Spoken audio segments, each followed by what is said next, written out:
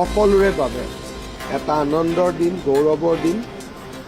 নিজৰ মাতৃগৰাকীক সেৱা কৰিবলৈ পোৱাটো এজন পুত্ৰৰ বাবে জীৱনৰ আটাইতকৈ ডাঙৰ ক'ব গ'লে পুণ্যৰ কাম।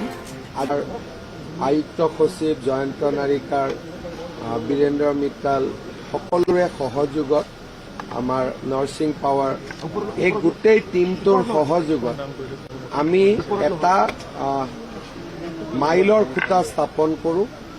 40 লাখ অৰুণোদয় হিতাধিকাৰীসকলৰ বেংক একাউণ্টলৈকে আজি আমি 9,000 টকাকৈ হস্তান্তৰ কৰোঁ।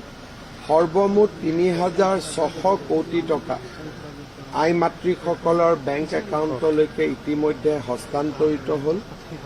অসমৰ ইতিহাসত ইমান ডাঙৰ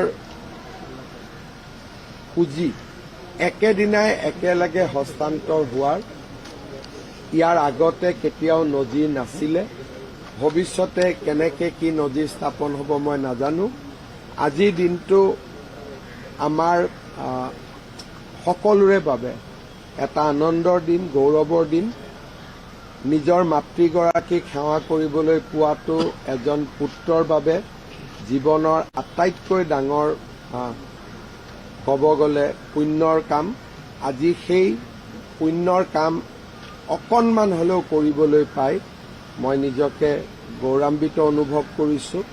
আৰু আই মাতৃসকলৰ শ্ৰীচৰণত মই পুনৰ এবাৰ পুত্ৰ হিচাপে সেৱা কৰিছোঁ।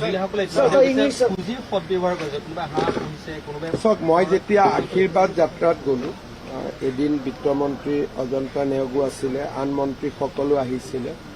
প্ৰত্যেকগৰাকী মহিলাই উদ্যমিতাত পোৱা 10,000 টকাৰ সদব্যৱহাৰ কৰিছে। মোক হাতত ধৰি টানি টানি লৈ গৈ দেখুৱাইছে যে এইখন মোৰ দোকান। কোনোবাই দূৰৰ পৰা দেখুৱাইছে এইখন দোকান। ওপৰত লিখি থৈছে উদ্যমিতাৰ ধনেৰে। গতিকে অসমত চৰকাৰী পুঁজিৰ অপব্যৱহাৰৰ যিটো ধাৰণা আছিলে সেইটো লাহে লাহে কমি গৈছে।